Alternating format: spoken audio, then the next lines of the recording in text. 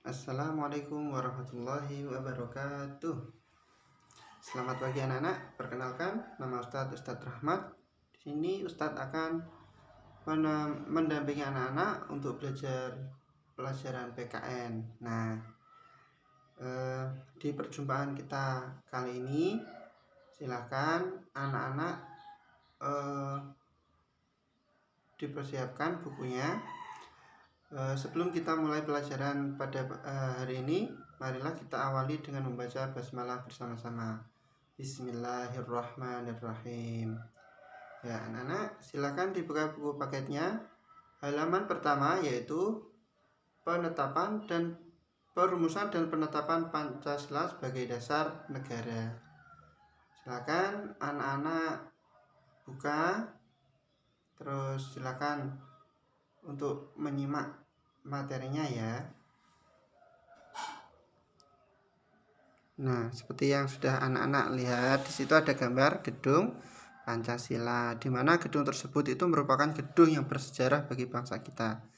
Nah, itu nanti silakan anak-anak bisa mencari tentang gedung Pancasila, entah itu di googling, internet atau media cetak yang lainnya.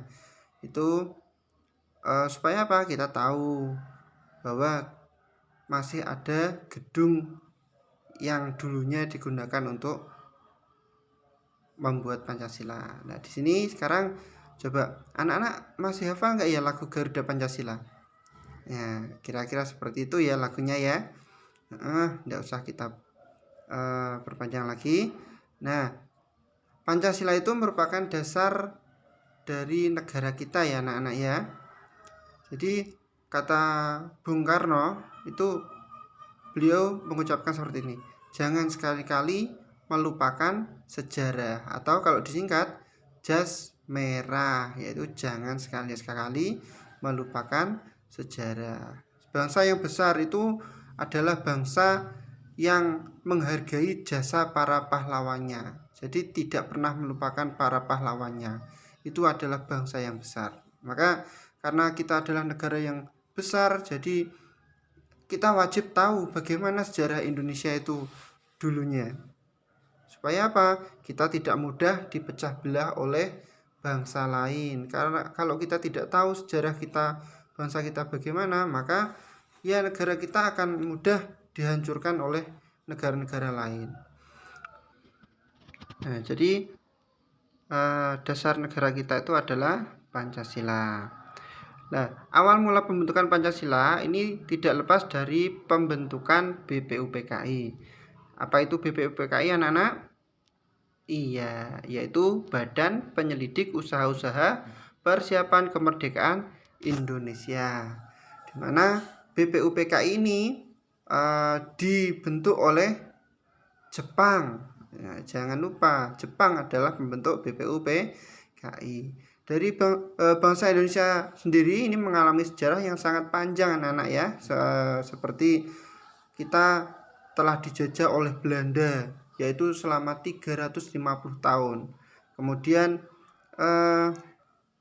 Belanda keluar dari Indonesia itu dengan ditandai masuknya Jepang ke Indonesia. Jadi Jepang itu mengusir Belanda dari Indonesia. Kemudian masuklah pergantian pemerintahan dari pemerintahan Belanda ke pemerintahan Jepang, karena waktu itu Indonesia belum merdeka anak-anak. Jadi pemerintahan ya diambil alih oleh penjajah Jepang. Nah, jadi seakan-akan Indonesia itu lepas dari penjajahan Belanda masuk ke penjajahan Jepang. Ini seakan-akan kita keluar dari mulut harimau masuk ke mulut buaya. Jadi tidak ada enaknya anak-anak. Ya, jadi anak-anak harus tahu. Kemudian kondisi ini sangat sulit sekali bagi bangsa kita waktu itu, karena yang namanya dijajah itu tetap kita akan mengalami sengsara. Nah, kemudian pada waktu penjajahan Jepang, ini Jepang membuat 3 kebijakan. Yang pertama yaitu pelaksanaan kerja paksa. Jadi semua orang laki-laki Indonesia, ya hampir semua anak-anak, dikirim hingga ke Burma, yaitu Myanmar.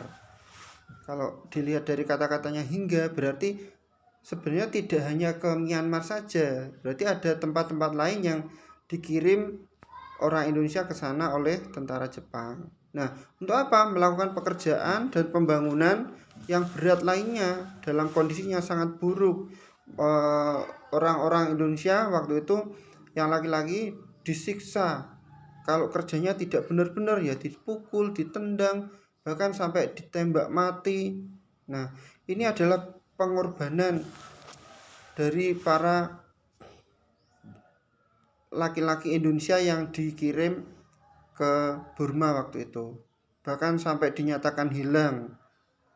Nah, kemudian kebijakan yang kedua yaitu pengambilan paksa. Apa yang diambil? Yaitu ya pakaian dan berbagai keperluan hidup lainnya secara paksa. Ya hewan ternak, semua yang dimiliki oleh bangsa Indonesia itu diminta diambil paksa oleh tentara Jepang tanpa memberi ganti rugi anak-anak. Kemudian yang ketiga yaitu perbudakan paksa.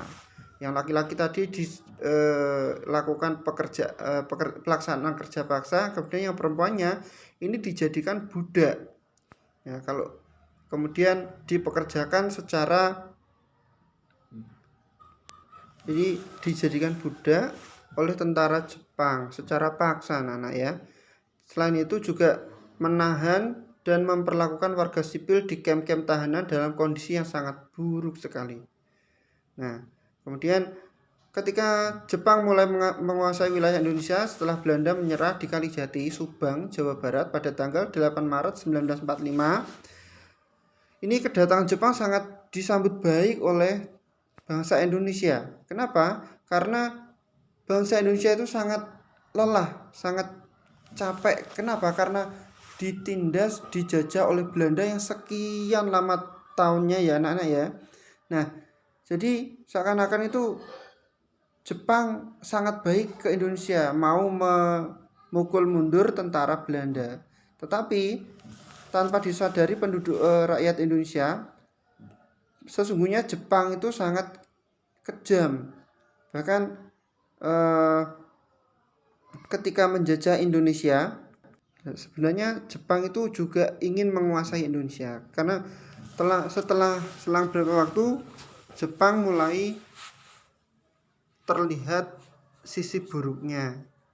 Nah, kemudian karena Jepang di Indonesia ini Belanda sakit hati, Belanda tidak terima karena kekalahannya. Akhirnya Belanda bekerja sama dengan sekutu untuk mengebom Nagasaki, Hiroshima, yaitu yang ada di Jepang. Hingga akhirnya Jepang menyadari bahwa dia sudah kalah, dia tidak ingin Indonesia jatuh kembali ke Belanda. Kalau Jepang tidak bisa memiliki Indonesia, maka Belanda juga tidak boleh memiliki Indonesia. Akhirnya Jepang berinisiatif untuk memerdekakan Indonesia. Supaya apa? Nanti kalau Indonesia diberi kemerdekaan oleh Jepang, maka Indonesia akan berutang budi, seakan-akan seperti itu. Sehingga kalau Jepang butuh bantuan, Indonesia selalu siap. Dan akhirnya karena dibentuklah BPUPKI tersebut dengan diketuai oleh Dr. KRT itu Kanjeng Raden Tumenggung Rajiman Widyodiningrat dengan 2 wakil ketua yaitu Ichi Bangase Yoshio dari Jepang dan Raden Panji Suroso.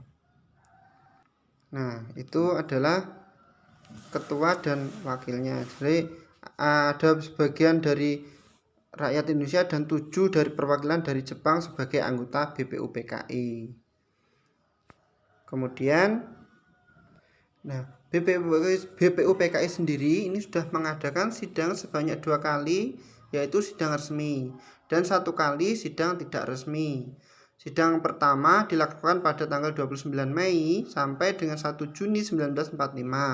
Ini membahas tentang dasar negara Dan yang kedua berlangsung tanggal 10 sampai dengan 17 Juli 1945 dengan membahas rancangan Undang-Undang Dasar. Itu sidang resminya ya anak-anak ya.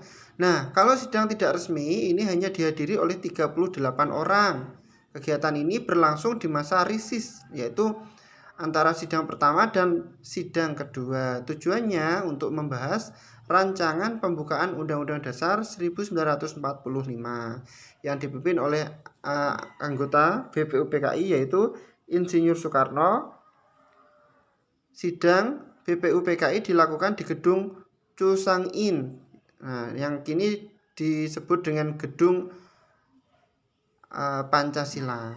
Sejak berkuasa di Indonesia, Jepang dengan segala cara menguras kekayaan tenaga rakyat Indonesia dan menimbulkan kesengsaraan yang sangat pedih bagi rakyat Indonesia. Nah, anak-anak harus tahu itu ya. Jadi ingat untuk selalu menghargai para pahlawan. Seperti bulan Agustus ini sangat wajib kita mengingat lagi, mengenang lagi. Nah, sekarang silakan dikerjakan aktivitas 1.1. Jadi silakan cari dari berbagai sumber yang ada tentang informasi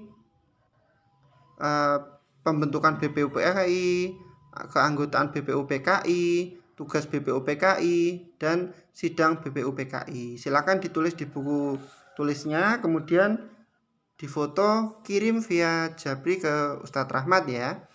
Nah, nomor WA-nya ada di grup, di situ ada. Silakan, selamat mengerjakan. Ingat untuk selalu menjaga keutuhan NKRI kita. NKRI harga mati anak-anak, tidak boleh dilupakan itu ya. Gitu anak-anak, semoga anak-anak dapat memahami apa yang telah kita pelajari hari ini. Dan semoga pengetahuan ini juga dapat bermanfaat untuk kita semuanya. Terakhir, Ustadz mohon maaf jika ada kurang-kurangnya. Kita berjumpa lagi pada pertemuan yang akan datang. Terima kasih. Wassalamualaikum warahmatullahi wabarakatuh.